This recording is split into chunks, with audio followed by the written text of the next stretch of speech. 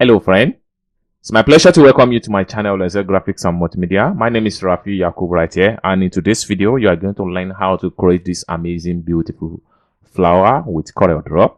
But before I dive into the tutorial, if you're very new to this channel, remember to click on the subscribe, turn on the notification bell so each time I post content about corelDRAW you'll be notified. So the first thing you need to do is to go to your toolbar right here, click and hold down.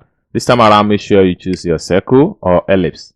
And you have to press Ctrl key down to make a perfect circle. Okay, then you can press P to centralize. So you have to make a duplicate of this circle. Just press Ctrl D to make a duplicate. Then you can drag the duplicate for one side.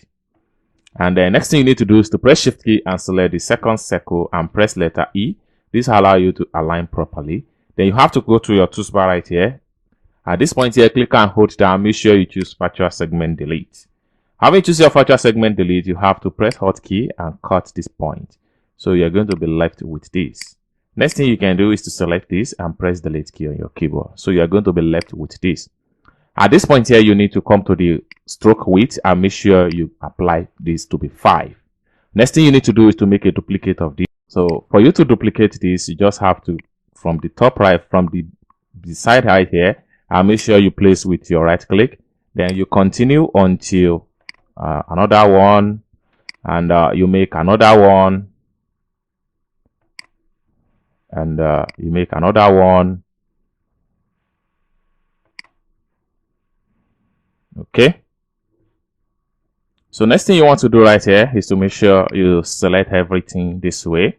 So having selected everything, you have to come to the object from the home tab right here, and then you come down below here and make sure you choose convert outline to object. Okay, so having convert outline to object, you have to come down below here from your toolbar, click and hold down.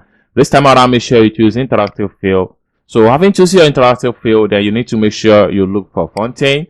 So you're going to have something like this. Then you press Shift key on your keyboard and drag from the top down to the bottom. So you're going to have something like this. At the bottom right here, you can change this color from white color, and then you can use your eye color dropper and make use of color from the color palette right here. So I use yellow for the bottom.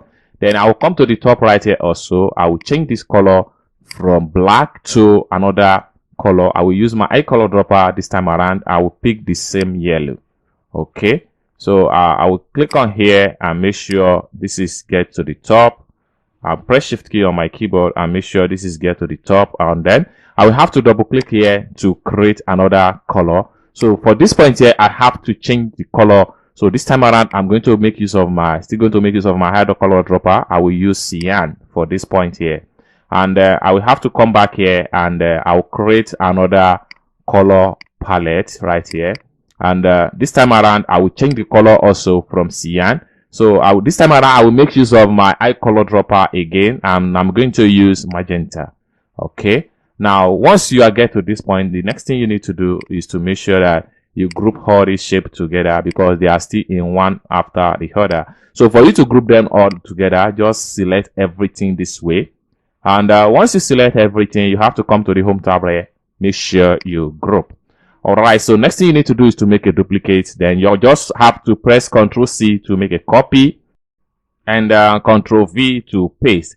Now, the duplicate one here, you have to flip it. Okay, so for you to do that, you can just come to the home tab right here and make sure you flip to mirror horizontal this way. So you're going to have something like this. Then you can drag, press Ctrl key down and drag, and make sure this is snapped to one another this way.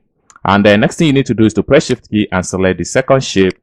And this time around, make sure you press letter T. This allows you to align everything at the top. So you can press Ctrl minus to zoom in, and then you'll be able to see the entire workspace of what we are doing.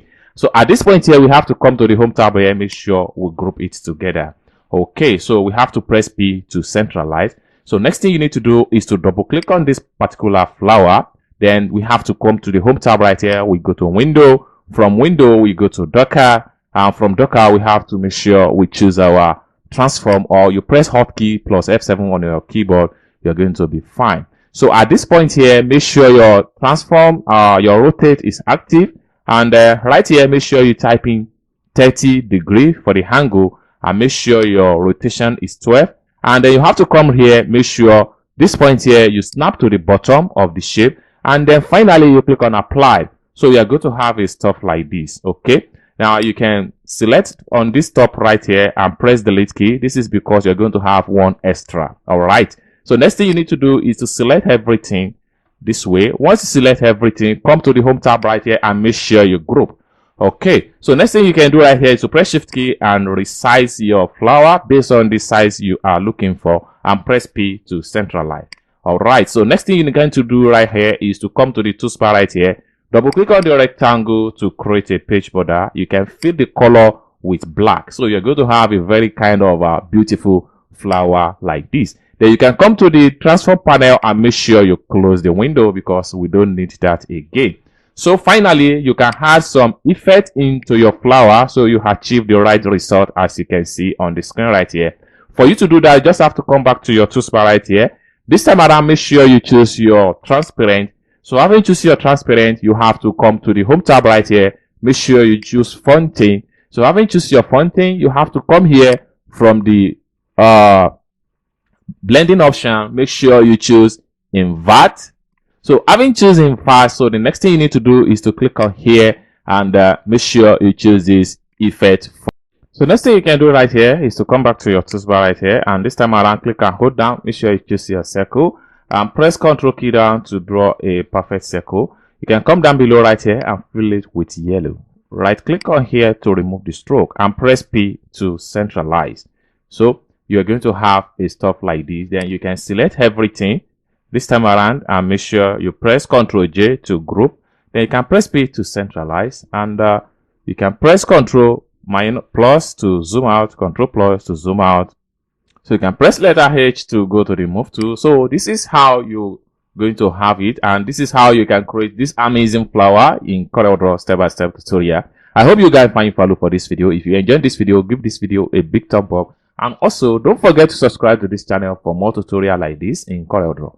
Thank you guys for watching, and I hope to see you in my next video. Bye for now.